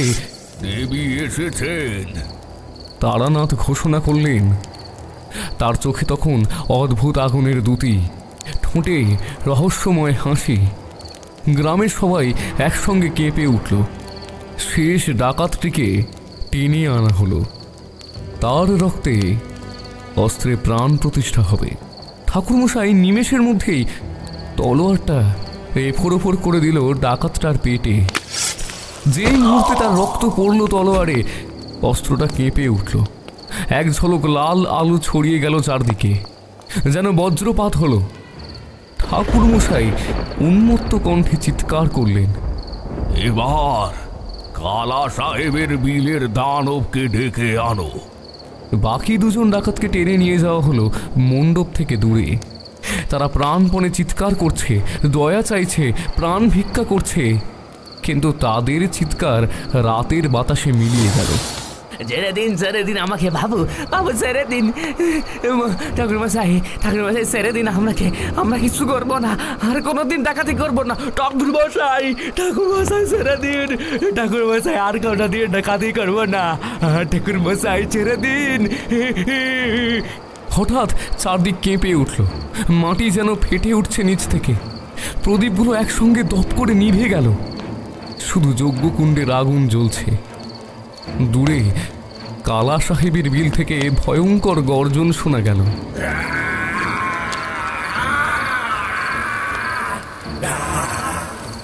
শব্দটা যেন অমানুষিক, না মানুষ না পশু, কিছুই নয়। শুনেই শরীর অবশ হয়ে গেল, বাতাস ভারী হয়ে উঠল, শ্বাস নিতে কষ্ট হচ্ছিল, বুকের ভেতর চাপা অন্ধকার ঢুকে যাচ্ছিল। গরুর গাড়িগুলো ছটফট করতে লাগলো, বাঁধা গরুগুলো হঠাৎ ছিঁড়ে পালিয়ে গেল। আমরা সবাই বুঝলাম কাল যক্ষ আসছে। তারানাথ তলোয়ার উঁচিয়ে দাঁড়িয়ে আছেন, চোখে আগুন, ঠোঁটে মন্ত্র। গ্রামবাসীরা মাথা নত করে কাঁপছে, আর কিশোরী আমার হাত শক্ত করে ধরে ফিসফিস করছে।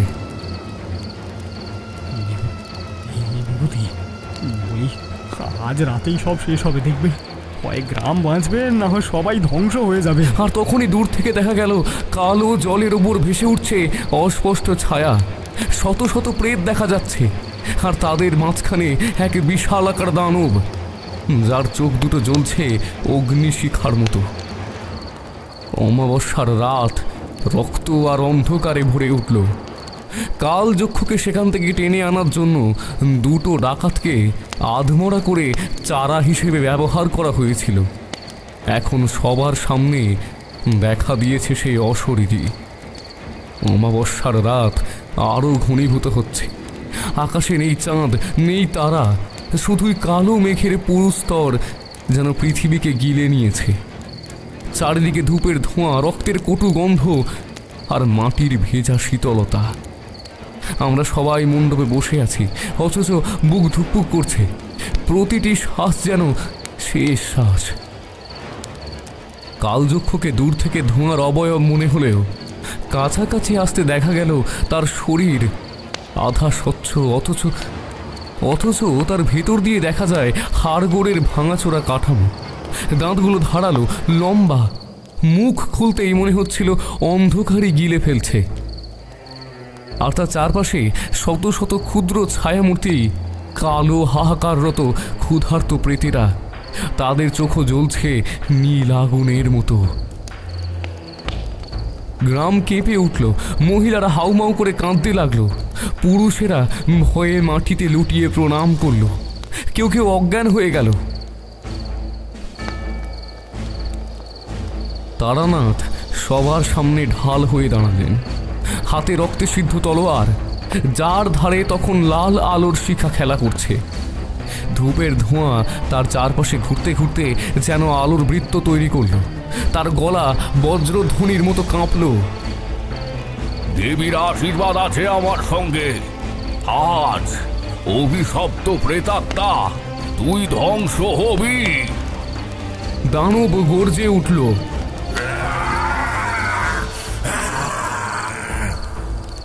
সে গর্জন এমন ভয়ঙ্কর যে গাছ ভেঙে পড়ল, কুকুরের হাউমাউ থেমে গেল, পাখিরা মরে গিয়ে মাটিতে পড়তে লাগলো। দানব হঠাৎ ঝাঁপিয়ে পড়ল মণ্ডপের দিকে।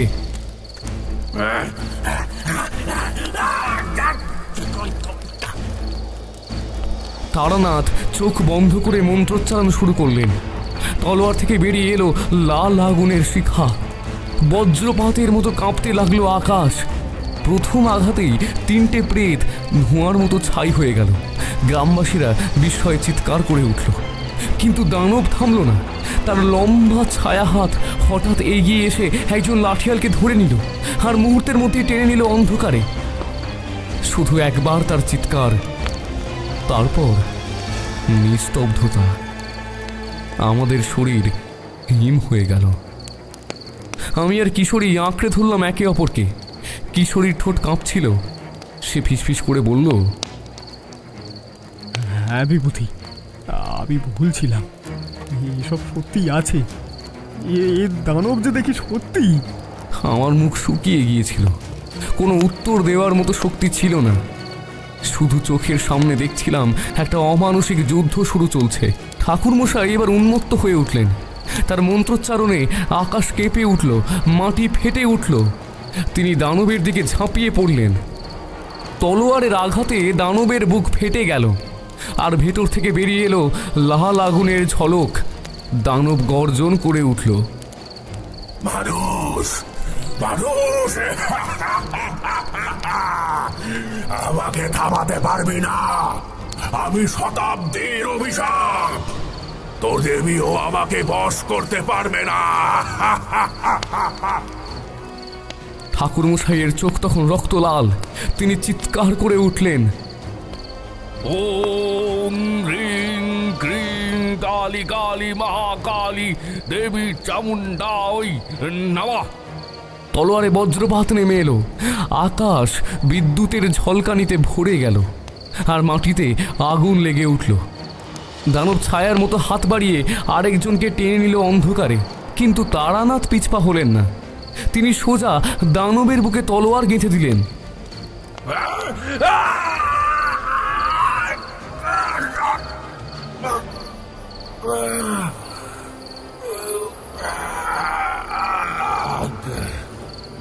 মুহূর্তেই বিস্ফোরণের মতো আলো ছড়িয়ে পড়ল। চারদিক কেঁপে উঠল। গোটা গ্রাম কাঁপল। শত শত প্রেত একসঙ্গে চিৎকার করে হাহাকার করে মিলিয়ে গেল। দানব ছটফট করতে লাগলো। তার শরীর ফেটে ফেটে কালো ধোঁয়া বেরোতে লাগলো। চোখ দুটো অগ্নিশিখার মতো জ্বলছিল, তারপর ধীরে ধীরে নিভে গেল। শেষবার দানব গর্জন করল,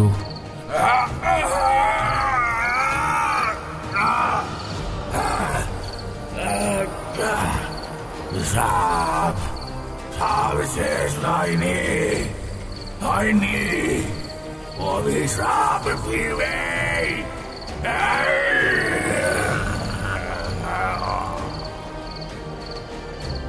তারপর পুরো শরীর ছিন্ন ভিন্ন হয়ে কালো ধোঁয়ায় মিলিয়ে গেল। গ্রাম হঠাৎ নিস্তব্ধ হয়ে গেল। শুধু যজ্ঞকুণ্ডের আগুন কাঁপছিল, আর বাতাসে রক্ত, ধূপ আর মৃত্যুর গন্ধ। তারানাথ তলোয়ার মাটিতে গেঁথে দাঁড়িয়ে রইলেন। তার চোখে তখনও আগুনের মতো দীপ্তি, যেন তিনি দেবী ভক্তের চেয়ে বেশি দেবীরই অংশ হয়ে উঠেছেন। আমি আর কিশোরী কাঁপতে কাঁপতে তাকিয়েছিলাম। ভাবছিলাম, এই রাতের শেষ সত্যি শেষ হলো তো, নাকি আরো ভয়ঙ্কর কোনো অশুভ শক্তি আমাদের জন্য অপেক্ষা করছে। অমাবস্যার রাতের ভয়াবহতা ধীরে ধীরে মিলিয়ে যাচ্ছিল। আকাশের গাঢ় অন্ধকার ভাঙল প্রথম ভোরের আলোয়। পূর্ব দিকে আলোর আভা ছড়িয়ে পড়তেই যেন পৃথিবী আবার নিঃশ্বাস নিল। মণ্ডপের চারপাশে তখনও রক্তের ছোপ শুকিয়ে জমাট বেঁধে আছে। ধূপকাঠির ছাই আর ভাঙা প্রদীপ পড়ে আছে মাটিতে। রাতের দানবীয় আতঙ্কের পর সেসব দেখে মনে হচ্ছিল মহাভয়ঙ্কর কোনো যুদ্ধ সদ্য শেষ হয়েছে। কিন্তু বাতাসে এখন আর মৃত্যুর গন্ধ নেই। ভেসে আসছে শিউলি ফুলের মিষ্টি সুবাস। পাখিরা ডানা মেলল, তালপাতায় টুপটাপ শিশির পড়তে লাগলো। অদ্ভুত শান্তি নেমে এলো, যেন প্রকৃতি ঘোষণা করছে অশুভ শক্তি আপাতত নিস্তব্ধ। ধীরে ধীরে ঘর থেকে বেরিয়ে এলো গ্রামের মানুষ, যাদের চোখে সারা রাত আতঙ্ক ছিল। ভোরের আলোয় সেখানে ভেসে উঠল স্বস্তি আর আনন্দাশ্রু। তারা একে একে ঠাকুর মশাইয়ের সামনে এসে হাঁটু গেড়ে প্রণাম করল।